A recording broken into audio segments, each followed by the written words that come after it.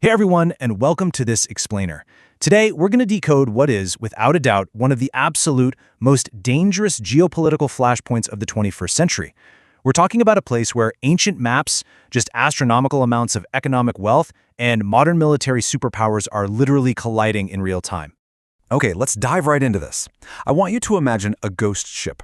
It's this rusted, rotting hull of an old World War II vessel, intentionally grounded on a submerged reef that you can barely even see above the waves. This is the BRP Sierra Madre, and it's sitting on what's called the Second Thomas Shoal. Inside this completely decaying metal carcass, there's a handful of Filipino sailors living in just impossible conditions, guarding this tiny patch of ocean most of us couldn't even point to on a map. But here's the thing.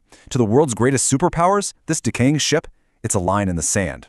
It is a very real, very dangerous tripwire for a global conflict. Section 1. A rusted ghost ship, the front lines of the shoal. So, to really understand the macro-level standoff between these huge superpowers, we've got to first look at the micro-level reality happening right out there on the water. Looming right near that rusting ship are these colossal white vessels. They belong to the Chinese Coast Guard and maritime militias. Now, these militias kind of act as state-funded paramilitaries, but they operate under the guise of everyday fishing boats. And what they're doing is employing what strategists call gray zone tactics. See, instead of actually firing bullets, which, could trigger a mutual defense treaty with the United States, they use intense, relentless pressure. We're talking high-pressure water cannons that can literally crush wooden hulls and military-grade lasers that can blind pilots, all just to block basic food and water from reaching those stranded sailors. It's this slow, grinding pressure designed to completely exhaust the opponent, basically aiming to win the war before it ever truly begins. Section 2. The $5 trillion highway. The economic gravity of the sea. Let's move on and see how this builds. Because you're probably wondering, right? Why on earth risk a global war over a few submerged rocks? Well, to understand that, we have to zoom out and look at the sheer economic gravity of this water. $5 trillion. That is the staggering value of global trade that passes through this oceanic highway every single year. These waves carry the absolute lifeblood of modern nations: oil, natural gas, consumer goods, raw materials, you name it. To put that colossal number into perspective, roughly 1/3 of all global maritime traffic passes right through the South China Sea. If this route gets disrupted for any reason, global supply chains, manufacturing, and economies across the entire planet would just grind to an absolute halt. But, it isn't just about the massive cargo ships sailing on top of the water. It's also about what's hidden beneath it. Current estimates suggest there are at least 11 billion barrels of crude oil and a staggering 190 trillion cubic feet of natural gas buried right under the seabed. On top of that, this single sea provides about 10% of the entire planet's fish catch. 10%! So, for the neighboring nations, many of which have populations in the hundreds of millions, this isn't just a quest for geopolitical wealth. It is quite literally a vital pantry for basic human survival. Now, for China, securing the sea is viewed as a matter of absolute national survival. And this is largely driven by something strategists call the Malacca Dilemma. See, China's massive export-heavy economic engine heavily relies on moving goods and importing vital energy through this one narrow bottleneck known as the Malacca Strait. If an adversary were to somehow block that passage, the Chinese economy could literally be starved of energy and trade in a matter of weeks. So, looking at it from Beijing's perspective, having unquestioned control over the South China Sea is absolutely crucial to protect their most glaring vulnerability. Moving on to Section 3. Maps, Lines, and Law. History versus international order. So how exactly does a nation go about claiming an entire sea? Well, this brings us to a really profound clash between deeply held historical identities and modern international law.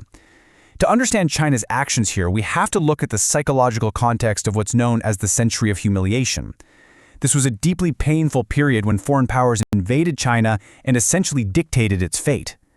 Today, under their modern drive for a great rejuvenation, the leadership in Beijing views reclaiming the South China Sea not just as some strategic geopolitical move, but as an erasure of that historical shame. Backing down from these territorial claims, it's viewed domestically as an unacceptable surrender of national dignity. They take this so seriously that they actually print their territorial claims as a watermark on every single new Chinese passport. Let's trace exactly how we got here. Going way back, before the 1930s, these waters were ancient trade routes for Chinese merchants. Then, in 1946, the Chinese nationalist government drew an 11-dash line on a map to formally claim the region. A few years later, in 1949, the newly formed communist government adopted and modified this map into what's now famously known as the Nine-Dash Line. Fast forward a bit to 1982, the international community comes together and establishes UNCLS, that's the United Nations Convention on the Law of the Sea, which serves as the modern legal framework for the world's oceans. And then a major turning point. In 2016, an international tribunal in The Hague ruled that China's historical Nine-Dash Line actually had no modern legal basis. And this brilliantly illustrates the true core of this entire diplomatic crisis. We are essentially witnessing a slow-motion collision. On one side, you have China claiming roughly 90% of the sea, and they base this on deep historical rights tied intrinsically to their national identity.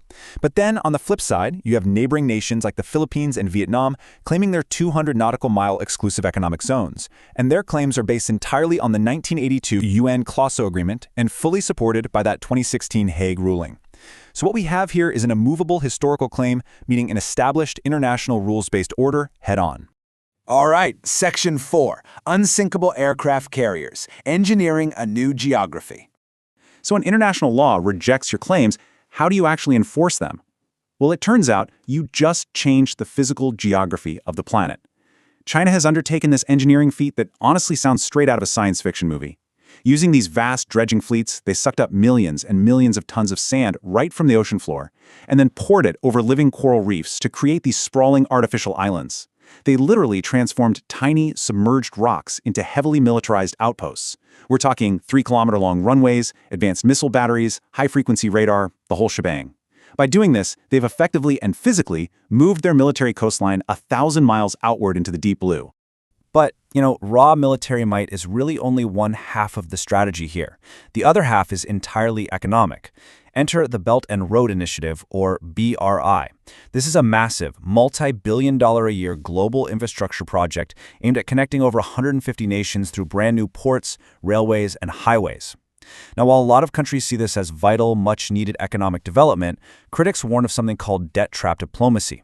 They point to examples like Sri Lanka's Hambantota port, arguing that the BRI could actually act as a Trojan horse, a way for China to secure geopolitical loyalty and key maritime access through crippling loans that simply can't be paid back. This brings us to Section 5, the island chain strategy, the containment cage. Now we have to look all the way across the Pacific to understand the grand strategy of the United States and its allies, and how they're responding to all this expansion. So the crucial point is how the U.S. relies heavily on geography and alliances to maintain its position. They utilize what's called the island chain strategy. Step 1, the first island chain, links key allies starting from Japan down through Taiwan and the Philippines all the way to Borneo. Step 2, the second island chain, stretches out from Japan's Ogasawara Islands to Guam and Papua New Guinea. And finally, Step 3, the third island chain, anchors at Hawaii and goes down to New Zealand. This essentially creates a massive strategic geographic cage. Through defense treaties and joint military drills along these specific chains, the U.S. aims to block the Chinese Navy from projecting unchecked power out into the open Pacific Ocean. As you can imagine, maintaining this global chessboard does not come cheap. The United States spends well over $1 trillion annually on security and defense. It's a truly astronomical sum, and a significant chunk of it is dedicated specifically to maintaining these vital Pacific alliances, running joint patrols, and deterring perceived threats along these exact island chains we just talked about. Section 6, a slow-motion collision, the global chessboard. Now, what's really interesting about this is when we pull it all together. We've looked at the history, the staggering economics, and the massive military strategies. Notice the absolute stark contrast playing out here. On one very micro level, you have local fishermen and sailors on rusted, rotting ships fighting for their daily survival, for food and for immediate territorial sovereignty against relentless gray zone tactics. But then, zooming way out to the macro level, you have the world's most advanced warships and global superpowers conducting these incredibly tense freedom of navigation missions. So this isn't just some local dispute over a patch of water anymore. It is a live, high-stakes test of military boundaries that's ultimately going to dictate the rules-based global order for the entire 21st century. All of which leaves us with this pretty chilling thought. As these artificial islands keep growing, as the economic stakes multiply into the trillions, and as the warships circle ever closer to one another, the margin for error is shrinking to absolute zero. In a theater completely defined by immense national pride and absolute strategic necessity, will a tiny spark on a rusted ghost ship ignite the next global conflict? Thank you so much for exploring this incredibly complex issue with us on This Explainer. Keep questioning, keep learning, and we'll catch you next time.